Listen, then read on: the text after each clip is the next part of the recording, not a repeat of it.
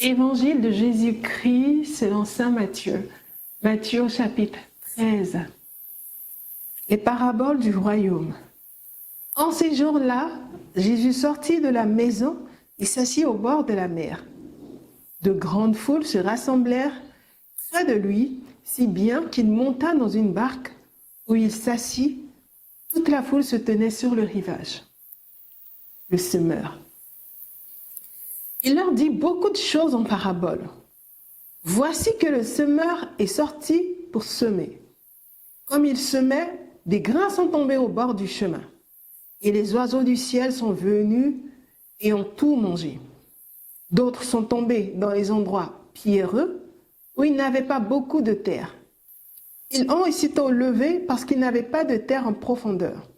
Le soleil étant monté, ils ont été brûlés et faute de racines, ils ont séché. D'autres sont tombés dans les épines. Les épines ont monté et les ont étouffés. D'autres sont tombés dans la bonne terre et ont donné du fruit, l'un 100, l'autre 60, l'autre 30. Entendent qui a des oreilles. Pourquoi Jésus parle en parabole? Les disciples s'approchèrent et lui dirent, « Pourquoi leur parles-tu en parabole ?»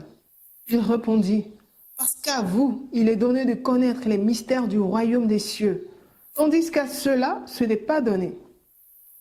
Car à celui qui a, il en sera donné, et il sera dans la surabondance. Mais à celui qui n'a pas, même ce qu'il a, lui sera retiré.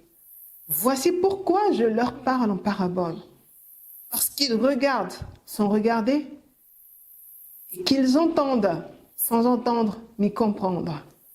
Et pour eux, s'accomplit la prophétie d'Isaïe qui dit, « Vous aurez beau entendre, vous ne comprendrez pas. Vous aurez beau regarder, vous ne verrez pas. Car le cœur de ce peuple s'est épaissi. Ils se sont bouchés les yeux, pour ne pas voir de leurs yeux, ne pas entendre de leurs oreilles, ne pas comprendre avec leur cœur, et pour ne pas se convertir. Et je les aurais guéris. Mais vous, heureux vos yeux, parce qu'ils voient, et vos oreilles, parce qu'elles entendent.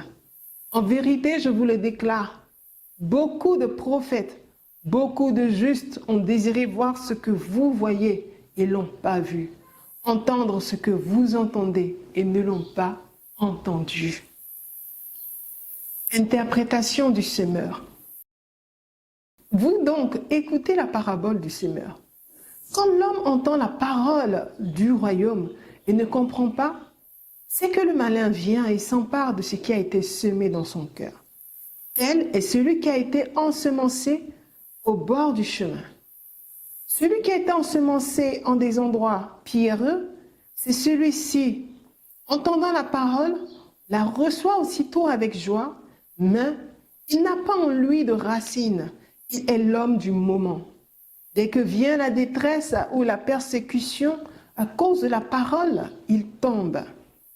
Celui qui a été ensemencé dans les épines, c'est celui qui entend la parole.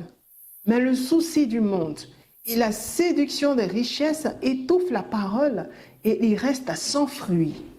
Celui qui a été ensemencé dans la bonne terre, c'est celui qui entend la parole et comprend. Alors, il porte du fruit et produit l'un 100, l'autre 60, l'autre 30. Livré. Il leur proposa une autre parabole. Il en va du royaume des cieux comme d'un homme qui a semé du bon grain dans son champ. Pendant que les gens dormaient, son ennemi est venu par-dessus et a semé de l'ivraie en plein milieu du blé et il s'en est allé. Quand l'herbe eut poussé et produit l'épi, alors apparut aussi l'ivraie. Les serviteurs du maître de maison vinrent lui dire, « Seigneur, n'est-ce pas du bon grain que tu as semé dans ton champ? D'où vient donc qu'il s'y trouve de l'ivraie? » Il leur dit, « C'est un ennemi qui a fait cela. » Les serviteurs lui disent, « Alors veux-tu que nous allions la ramasser? » « Non, dit-il, de peur qu'en ramassant l'ivraie, vous ne déraciniez le blé avec elle. Laissez l'un et l'autre croître ensemble jusqu'à la moisson, et au temps de la moisson, je dirai au moissonneur, ramassez d'abord l'ivraie et liez-la en botte pour la brûler. Quant au blé, recueillez-le dans mon grenier. Le grain de moutarde.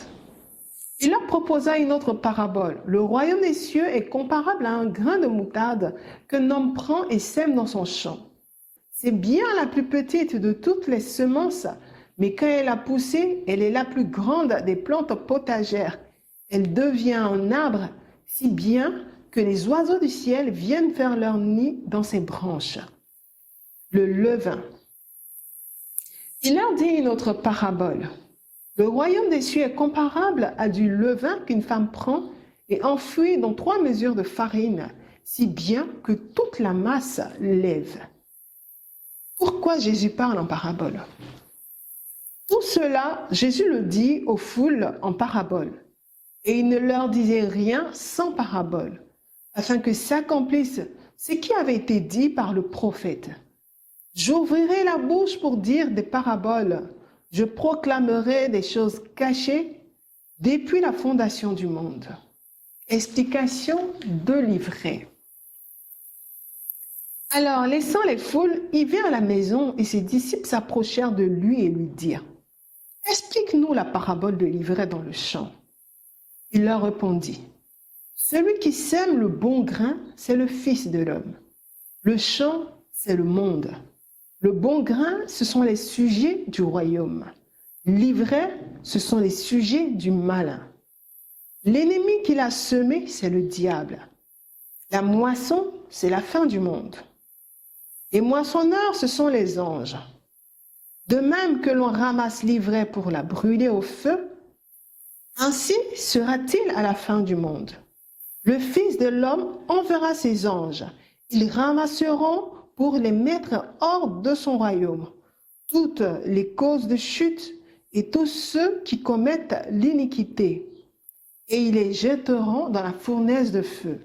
Là seront les pleurs et les grincements de dents.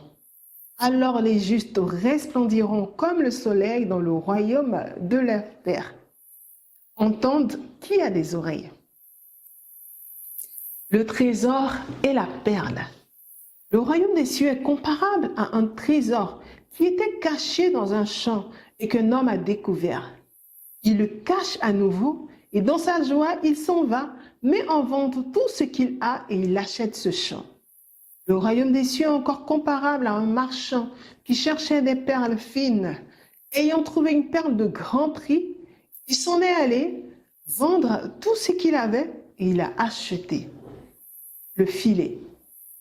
Le royaume des cieux est encore comparable à un filet qu'on jette en mer et qui ramène toutes sortes de poissons. Quand il est plein, on le retire sur le rivage, puis on s'assied, on ramasse dans des paniers ce qui est bon et l'on rejette ce qui ne vaut rien. Ainsi en sera-t-il de la fin du monde. Les anges surviendront et sépareront les mauvais d'avec les justes, et ils les jetteront dans la fournaise de feu. Là seront les pleurs et les grincements de dents. Conclusion. Avez-vous compris tout cela? Oui, répondirent-ils. Et il leur dit, ainsi donc, tout scribe instruit du royaume des cieux est comparable à un maître de maison qui tire de son trésor du neuf et du vieux. Or, quand Jésus eut achevé ses paraboles, il partit de là. Étant venu dans sa patrie, il enseignait les habitants dans leur synagogue de telle façon que, frappé d'étonnement, il disait, « D'où lui viennent cette sagesse et ces miracles? N'est-ce pas le fils du charpentier? Sa mère ne s'appelle-t-elle pas Marie? Et ses frères Jacques, Joseph, Simon et Jude? Et ses sœurs ne sont-elles pas toutes chez nous? D'où lui vient donc tout cela? » Et il était pour eux une occasion de chute. Jésus leur dit, « Un prophète n'est méprisé que dans sa patrie et dans sa maison. » Et là, il ne fit pas beaucoup de miracles parce qu'il ne croyait pas. Acclamons la parole du Seigneur. Louange à toi, Seigneur Jésus.